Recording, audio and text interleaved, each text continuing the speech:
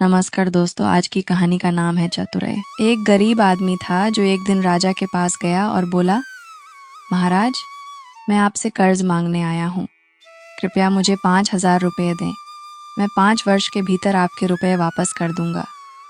राजा ने उसकी बात पर विश्वास कर उसे 5,000 रुपये दे दिए। 5 वर्ष बीत गए, लेकिन उस व्यक्ति ने राजा के रुपये नहीं लौटाए। मजबूर होकर राजा को उसके घर जाना पड़ा, लेकिन वहां वह व्यक्ति नहीं मिला। जब भी राजा वहां जाता, उसे बहाना बनाकर वापस भेज दिया जाता।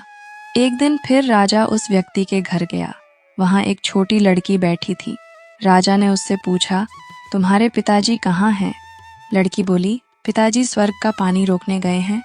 राजा ने फिर पूछा, तुम्हारा भाई कहाँ है? लड़की ने उत्तर दिया, बिना झगड़ा के झगड़ा करने गए हैं।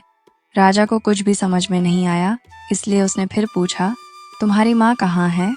लड़की ने जवाब दिया, माँ 1 से 2 करने गई हैं। राजा लड़की के इन ऊल जुलूल जवाबों से खींच गया और गुस्से में पूछा, और तुम यहाँ बैठी क्या कर रही हो? लड़की हंसकर बोली, मैं घर बैठी संसार देख रही हूँ।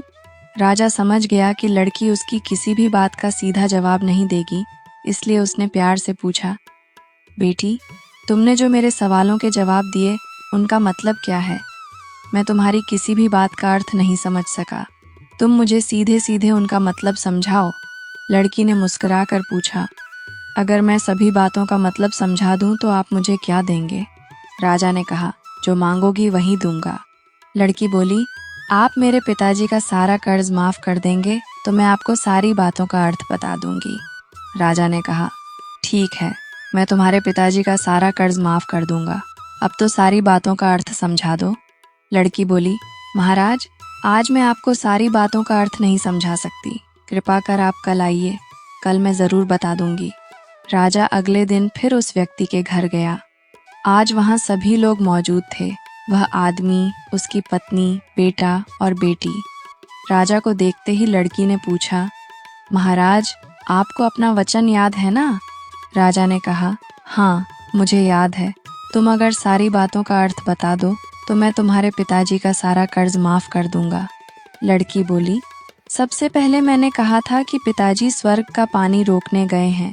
इसका मतलब था कि वर्षा हो रही थी और हमारे घर की छत से पानी टपक रहा था।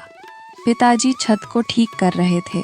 दूसरी बात मैंने कही थी कि भैया बिना झगड़ा के झगड़ा करने गए हैं। इसका मतलब था कि वे कांटे को काटने गए थे, जिससे शरीर में खरोंचें आ जाती। राजा उसकी बातों से सहमत हो गया और उसकी चतुराई की प्रशंसा करने लगा। उसने उत्सुकता के साथ पूछा, और तीसरी चौथी बात का मतलब बेटी? लड़की बोली, महाराज, तीसरी बात मैंने कही थी कि माँ 1 से 2 करने गई है। इसका मतलब था कि माँ अरहर दाल को पीसने गई थी। चौथी बात का मतलब था कि मैं भात बना रही थी और उसमें से एक चावल निकालकर देख रही थी कि भात पूरी तरह पका है कि नहीं। इसका मतलब था कि मैं घर बैठे ही संसार देख रही थी। राजा सारी बातों का अर्थ जान चुका था और लड़की की बुद्धिमानी से आश्चर्यचकित था। फिर राजा ने कहा, बेटी, तुम तो बहुत चतुर हो, पर एक बात समझ में नहीं आई कि यह सारी बातें तो तुम मुझे कल भी बता सकती थी, फिर तुमने मुझे आज क्यों बुलाया? लड़की हंसकर बोली, कल जब आप आए थे तो मैं भात बना रही थी। अगर मैं आपको बातों का मतलब समझाने लगती तो भात जल जाता और माँ मुझे पीटती। फिर कल घर में कोई नहीं था, इसलिए आपकी बातों का मतलब बताने का कोई फायदा नहीं था।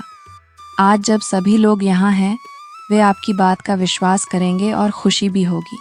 राजा लड़की की बात सुनकर बहुत प्रसन्न हुआ। उसने अपने गले से मोतियों की माला निकालकर उसे देते हुए कहा, बेटी, यह लो अपनी चतुराई का पुरस्कार। तुम्हारे पिताजी का कर्ज तो मैं माफ कर ही चुका हूँ। अब तुम लोगों को मुझसे बहाना नहीं बनाना पड़ेगा।